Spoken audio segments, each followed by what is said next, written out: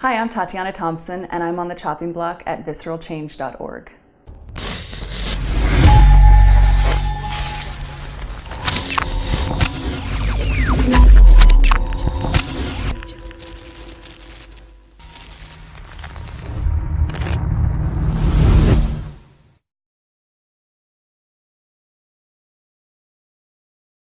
Tatiana, thank you for coming to the chopping block. Thank you for having me. Absolutely.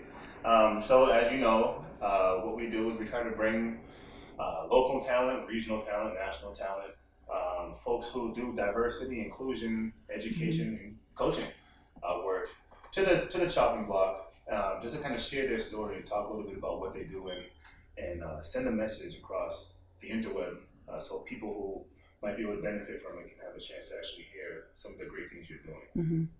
I've always been an advocate of diversity being something that should be for everybody, and I think you are an individual who has been able to make impacts on people in ways that are very profound, and I want to give you an opportunity to kind of share that. I think we all can benefit from it. So thank you for being here. Thank you for hosting this. Indeed, no, our pleasure. So Tatiana, if you would, let's jump right into it. Tell us a little bit about yourself and sort of how you began on this path of coaching and life coaching. All right. So I would say it's coaching is something that I've always been inclined to do. It's just been a natural skill of mine. I didn't make it formal until more recently, but all my life people have come to me with questions. But a lot of it comes from, stress in childhood, stressful situations growing up. I've been through many things that a lot of women have been through throughout the world, honestly, and I don't claim to know what experiences are for all women. But I came out of a kind of, as I say, confusing childhood where there was a lot of love, but there was alcohol abuse, there was abuse from that. And I created a very similar marriage for myself and finally reached kind of a breaking point where I realized there's just got to be more in this life. And when I finally was willing to just stop subscribing to this notion of what I was supposed to be and totally let go of what I expected my life to be, everything switched. I stopped being the victim and I moved into being able to be the creator of my world. So I've been through a lot of different things. I've been through extreme poverty myself. I've been through not truly single parenthood because my children still had their father. I was a divorced mother. I am a divorced mother.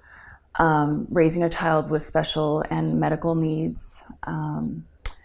So, and again, the abuse through childhood, confusion with all of those things. So again, moving from that victim state and moving into this has been incredibly empowering.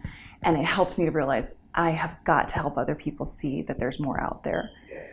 So I did my undergrad in psychology because that's always been a calling for me. I went from engineering to psychology. Wow, nice. I loved the math, but I just needed to interact with humans. Okay.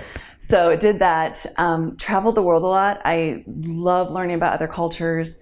And then I kind of got into the higher ed world. So a lot of advising / not formal counseling, but when you're working with financial aid students or college students, there's an element of counseling them on what they want out of life and figuring that out.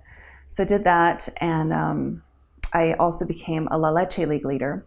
I know a lot of people aren't familiar with that, but that is, I got certified to help breastfeeding mothers. So I can help answer questions about infant feeding. And that has been such an amazing experience. I just started realizing every time I would stop speaking, or I'd finish a call or a session with a mom, my chest would swell and just this joy would fill me up. So I said, I really need to specialize in something like this. That's fantastic. And I want to dig in a little bit more about some of the adversity you spoke about. Okay, great. Back to that. You mentioned you mentioned mothers, you mentioned women. So do you primarily focus with women specifically? I do. I that's my specialty, especially mothers, but not necessarily. I know I've done a lot of training in terms of family dynamics, especially with parenting. Yeah. And my whole series right now is focused, it's literally called Martyr to Matriarch. So we're going from victimization to, no, we sit back, we own our power, and we model that for our children. So yeah, I definitely work with moms a lot, work with mothers specifically. And what I kind of say, the best way to describe what I do is I teach women how to tap into like their power center. So instead of going out and trying to become and grasp at everything, and it's hard to articulate that, sit back in ourselves, be our most authentic selves, and really identify what it is we truly want out of life. We don't want to be a skinny size 0 necessarily. We want to feel beautiful in our bodies. We want to have deep, sincere relationships with people, not, you know what I mean? Just not these shallow things. We want to fall in love and feel safe and feel protected, and that we can really be vulnerable with somebody and trust them. We've learned, a lot of women, I know myself included, we've learned that there are a lot of places where we're not safe to do that.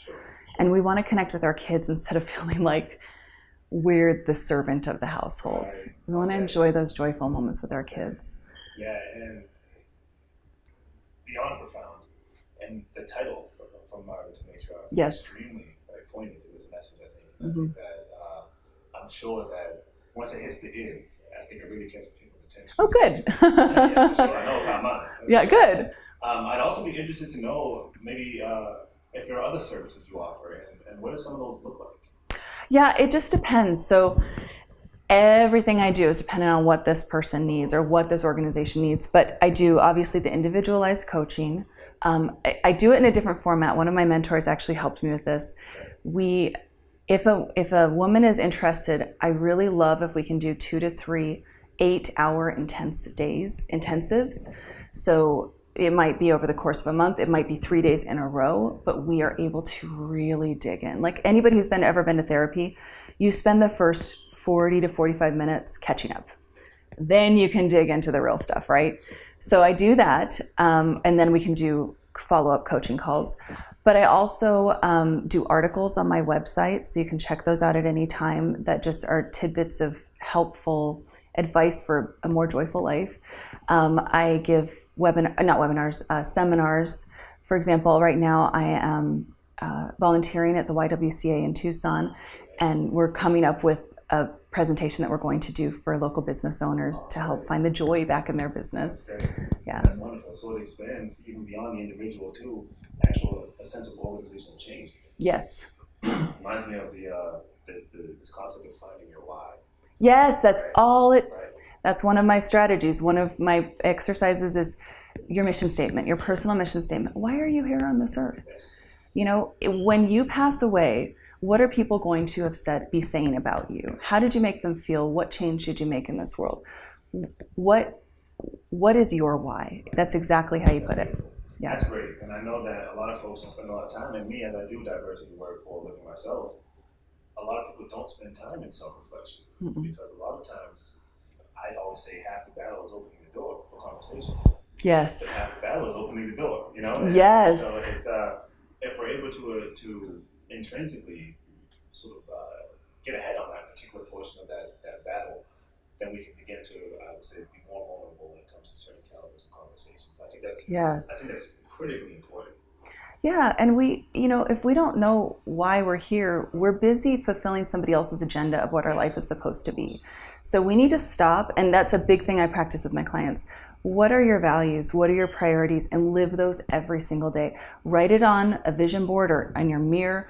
You know, my priorities are connecting with loving relationships, being close with my children, taking care of my health, getting sleep. So, there are 4 or 5 different things. And every day I gotta kind of tick those off and know that I'm connecting. And then, time passes and suddenly you're living that life you always wanted, the dream life, because it's that whole saying of, dress for the job you want, not the job you've got. Yes. Live it now. Exactly, yes, that's wonderful. Are there, Tatiana, in your experience in doing this, right, and even in your life experience, before you were doing this, in general conversations, is there a common denominator, for lack of a better term, with respect to some of the concerns you hear that some women might come to you for, or is there a service you offer that you tend to see is in more demand for women than others? I guess the best thing I could say is, again, women, and by the way, I don't suppose to understand what it would be like for a man in this situation, but in the women I see, a lot of it comes down to they have spent their whole lives trying to be something that they've been told they should be, whether it's more career driven, a better mom, thinner, prettier, whatever it is. We objectify women so much in our culture that it's almost impossible not to try to do that. So really finally going back and getting rid of all the ego structures that we've built around that. And it a lot of times actually is kind of a sad, almost letting go of this personality, this persona that we've developed, this, I hate using this term, but almost like a rebirthing, a metamorphosis process. So it can take a couple months where we kind of get really quiet and in ourselves and let go of all of these habits and ego structures, and then we can kind of gradually let our authentic selves come out. But a lot of that also comes from, we get involved a lot of times in relationships that aren't mutually beneficial or supportive. So I do find a lot of women feel that they're being taken advantage of in their relationships. And part of that is simply what we expect to get. We kind of go into a relationship that we know is never going to fulfill what we want, and we're never going to be able to give what we should. So I think that's the best way of describing it, that we need to have higher expectations for ourselves. It's not about nagging, it's not about demanding, it's about just saying, yeah, I deserve this because this is what I'm offering to. Right. Yes. Never expecting anything we're not willing to offer. Yes, of course. And that sort of has my mind going everywhere, because you do a lot of great things. I think it brings people to many different places in our minds. We're talking. I do my own particular session on socialization and conditioning. Yes. Similar to the concepts you were talking about. So the question I want to ask you is, you mentioned or alluded to this idea that we are all susceptible to conditioning or socialization in some way, and I couldn't agree more.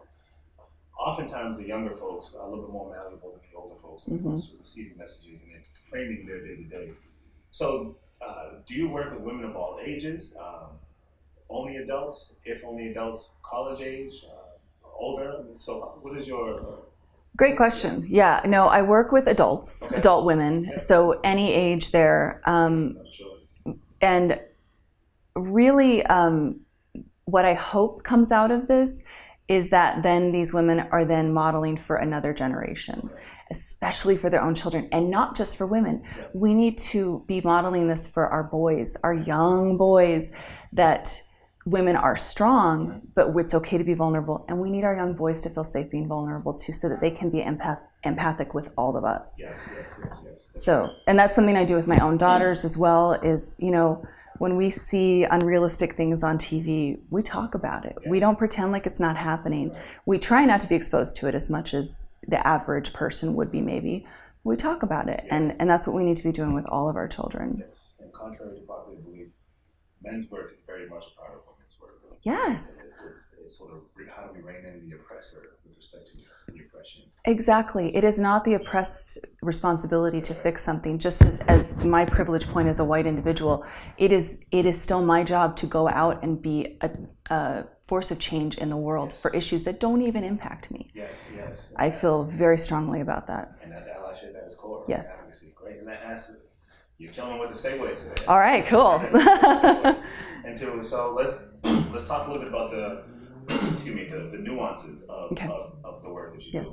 I'd be interested to know about the sort of intersectionality and some of the intersecting identities. I know you work with primarily women, if not entirely women. So I'd like to hear about how some of your coaching shows up and the impact it has on, for example, women of color versus unidentified women, or women in the LGBTQ community versus women who are in a sort of a heteronormative, heterosexual relationship. Yeah. Either or anything that comes to mind as far as intersectionality goes. Yeah, that's a big piece. So first and foremost, I have realized in my life, it is my job to become educated about the experiences of other people. So I am not going to work with someone unless I feel like I've got some background to be educated and understand their perspective. So definitely intersectionality comes out. I tend to attract people who are very interested in social justice. So I get a lot of that. And even though someone may not be part of a minority group, there is a lot of stress that goes into that. So helping them process that. But then looking at working with women of color, I know, for example, I had a client who was really finally, as I said before, ripping off the Band-Aid of dealing with the racial oppression that she's faced all of her life. And it was so painful. So we were working through that. And then, we're going through our coaching process and digging into the therapy of that. But at a point, there's only so much that I can offer her despite all my education on the topic. She felt at that point she also needed someone who had been through similar experiences and could relate to that. So that was my job to understand my scope of practice and say, okay, well, let's find some good referrals for you for the deeper therapy over here. And then, as you want, we'll continue the coaching piece over here. Yes, yes. So definitely important to be conscious of those. That's huge, yes. It reminded me of a phrase that I'm blanking on now, but it was right. It was right in there. But anyway, paraphrasing that phrase, it was this idea of needing to be able to connect with individuals with similar identities in order to I remember what it is now. This idea of, it was taught to me, is you can't teach the Black experience. You can't. That's how I learned it. This idea that folks can pick up a book and be theoretical, which is helpful to a degree, but when it comes to actually walking the world in a particular identity, yes, facing certain issues in certain identities, it's very rarely understood if you haven't at least shared that identity or that commonality. You cannot feel what it's like unless you walk in that person's shoes. That's you right. just can't. Yes. And I understand that only as far as I can from the perspective of a man cannot understand what it's like to walk around as a woman all day long. And so I can imagine that that's very true for other situations. Yeah, thank you for sharing that particular piece. Tatiana, when we first crossed paths, it was in higher ed setting. Yes, So yep. I'm super excited to see that this is shaping up. Your life coaching work is shaping up the way it was, because that wasn't even on my radar as far as we first interacted and what we talked about. So I'm happy you found your passion there.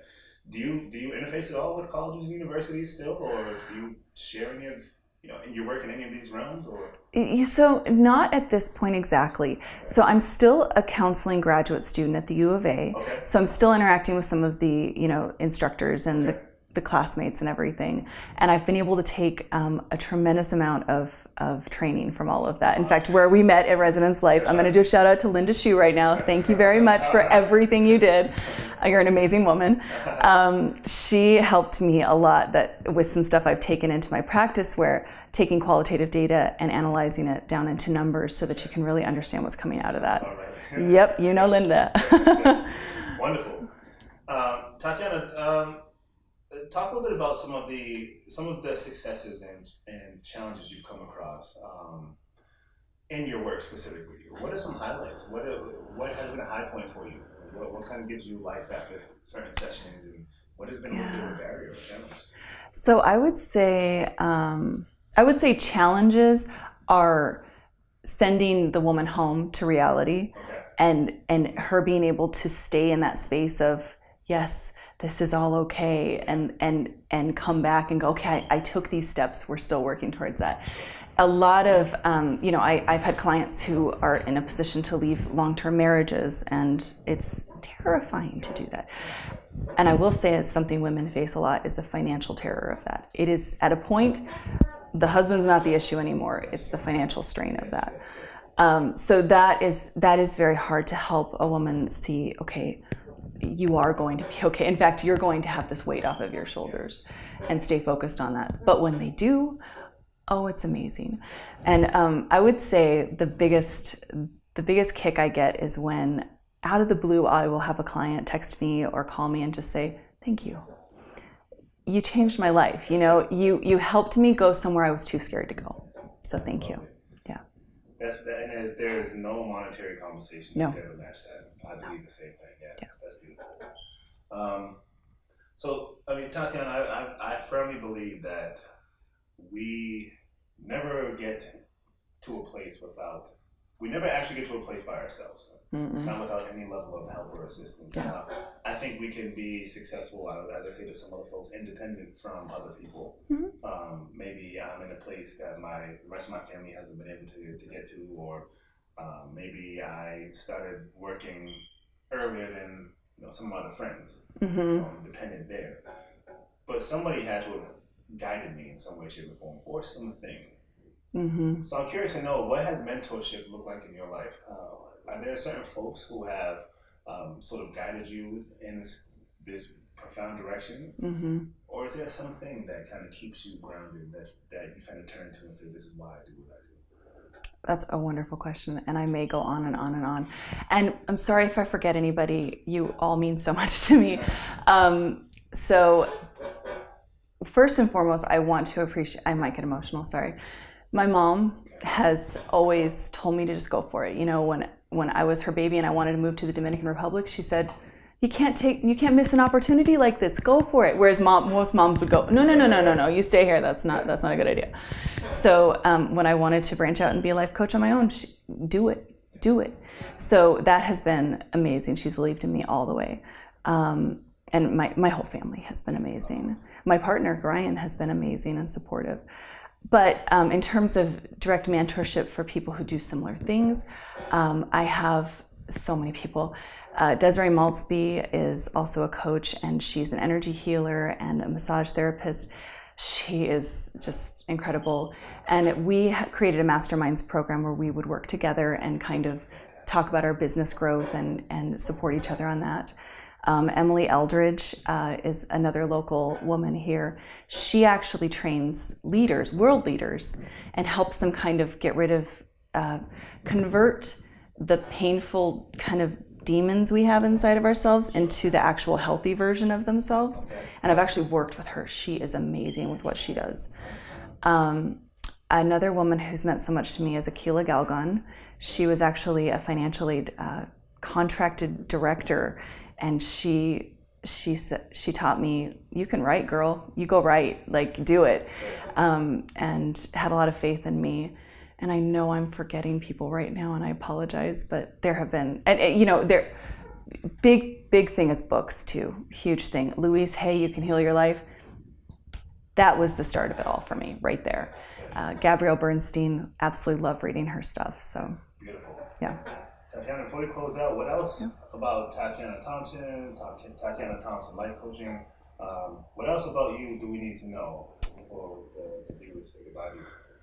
I think it's important to state that I follow the philosophy of being the change I wish to see in the world. And I invite everyone out there to do that, because if we all do that, everything gets better.